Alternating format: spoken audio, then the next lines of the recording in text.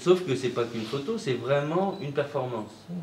Et il y a vraiment l'utilisation d'un rayon laser au travers de cette machine qui reprend l'image de la chocolatière.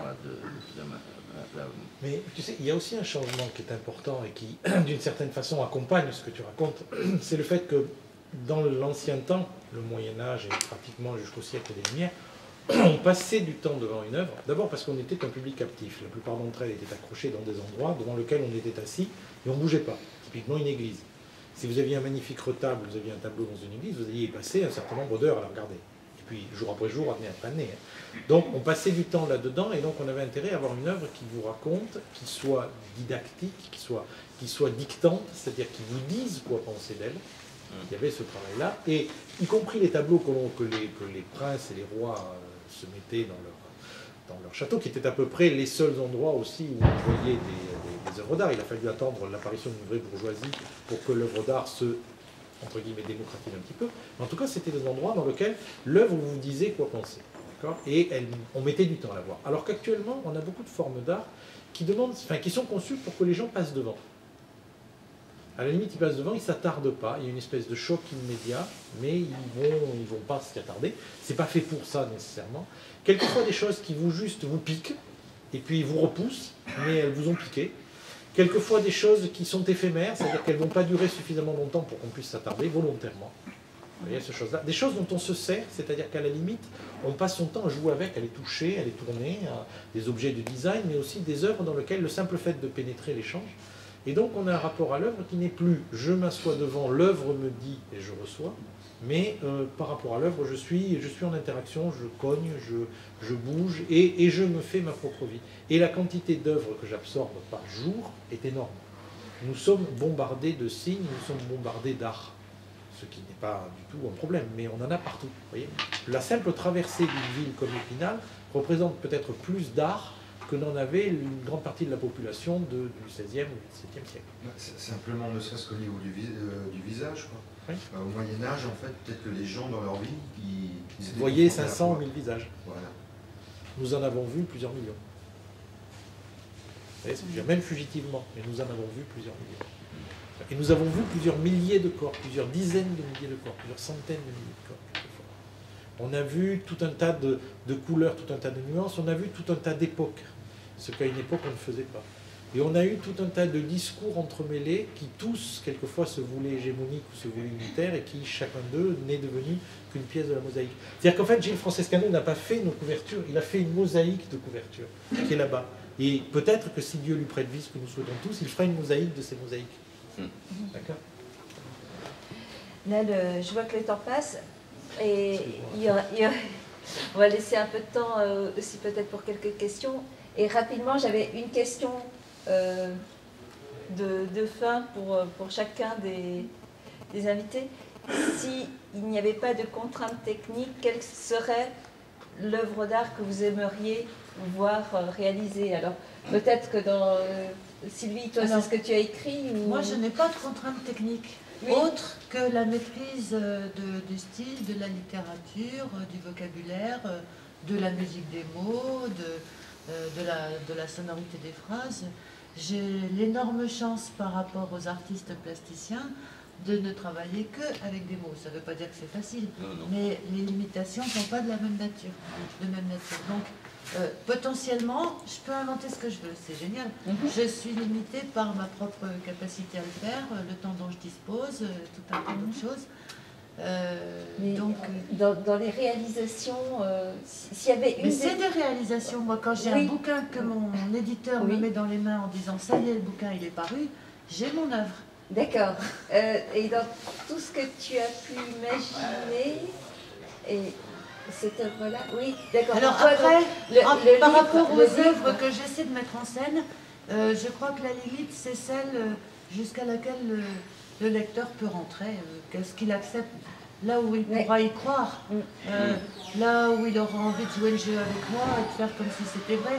C'est la célèbre limite de la suspension de l'incrédulité, qui est de plus en plus lointaine, parce qu'on est quand même prêt à croire que de plus en plus deviennent possibles, en particulier à travers les réalités virtuelles, qui offrent un espace de liberté quasiment illimité. Puis moi, j'avoue que j'ai été bien au-delà et on ne me l'a pas reproché. J'ai inventé des nanomachines qui permettaient d'entrer en contact télépathique. Personne ne m'a jamais dit c'est une absurdité, on ne le fera jamais. Alors que mes petits camarades informaticiens qui travaillent sur les nanomachines, ils devaient pas trouver ça très plausible, mais c'est pas gênant puisqu'on fait des œuvres d'art. Des œuvres d'art. Donc les limites, j'en vois pas vraiment, à part mes propres limites personnelles de ce que j'arriverai à faire. Jean-Claude, toi aussi tu manies les mots, mais peut-être que tu aimerais... Non, je suis comme Sylvie, j'ai le matériau dont j'ai besoin et je peux arriver certains jours quand l'état de grâce est là, ou après avoir beaucoup retravaillé, en général c'est plutôt après avoir beaucoup retravaillé, à ce que les choses que je veux faire sentir soient senties. Et à partir du moment où j'ai ça, je n'ai rien à demander de plus. Hervé? Alors une fois de plus, je me projette, hein, autre dimension, parce que Oui, c'est l'œuvre, oui. donc c'est plus maintenant, encore que maintenant c'est quelque part c'est l'œuvre. Hein. Alors je me projette, je crée un univers idéal. En fait finalement moi en tant qu'illustrateur, je me verrais bien dans un monde un peu comme Avatar, où justement il est question d'univers virtuel. Une espèce de grande cour de récréation gigantesque où on se met à courir sur les branches des arbres, on joue à cache-cache, on s'amuse, on fait des choses. Enfin voilà, ça c'est une œuvre d'art et j'invite évidemment, les gens qui veulent partager ce moment de jeu à venir jouer en fait. Et on gagne tout le temps et des fois un petit peu quand même on perd, histoire de rappeler qu'il faut gagner, quoi, pour avoir ce sentiment de victoire. Et d'avancer, et d'aller chercher, gratter ce qui se passe derrière tel ou tel arbre. Enfin voilà, je crois que c'est du jeu. La contrainte technique, je ne veux pas la savoir, parce qu'elle est contraignante, justement. Tu laisses ça aux autres voilà, de trouver comment réaliser oui, creusez-vous, moi je profite. Voilà, c'est l'œuvre parfaite. Et toi, Marc? Moi, j'ai vraiment encore un rêve qui me tient, bien sûr. Je veux faire flotter la liste des noms des anges, celle établie par Dante. 72 noms, ils se ressemblent tous un petit peu, hein. Ça date de Sumer, cette affaire. Donc c'est finalement un peu un travail d'écriture, mais je suis très attaché aussi à trouver une typographie qui convient bien aujourd'hui pour le nom des anges, pas ça, sans tomber dans les typographies qui renvoient à la fantaisie. Et puis surtout, je suis sculpteur, donc je ne veux pas une projection ou une image virtuelle, je voudrais que ce soit physique et matériologique. Et donc là, j'ai interpellé pas mal de laboratoires de recherche en sciences sur cette question. Je ne peux pas dire que j'ai des réponses qui me garantissent que ça va se réaliser tout de suite, parce qu'apparemment, on n'a toujours pas réglé la question de la gravité. Et ça pose problème en tant que sculpteur. Tu aimerais des sculptures voilà, en apesanteur. Mon imaginaire voudrait alléger la transparence, ça a été un premier pas, hein, grâce à Pellner, Gabo ou d'autres, et grâce à certaines matières plastiques qui ont permis de faire des sculptures transparentes. Mais en plus, si elles étaient un peu plus flottantes, j'en serais ravi. Voilà. Est-ce que tu te rends compte que si tu arrives à faire flotter la totalité des noms des anges, ça déclenche l'apocalypse quand même? Donc on n'est peut-être pas nécessairement tous d'accord pour que tu le fasses. C'est pour 2012. Apparemment,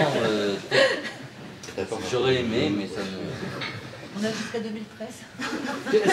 Est-ce que tu imagines une histoire dans laquelle, justement, par incapacité d'arriver au bout de leur projet, Dieu et le diable se tourneraient vers Hollywood en disant écoutez, l'apocalypse, on n'arrive pas. Vous qui avez vraiment les effets spéciaux, est-ce que vous pourriez nous faire un truc qui soit à la hauteur de ce qu'on attend? Ça serait formidable. Il y aurait une bagarre entre les deux. Il n'y a qu'à l'écrire. Voilà.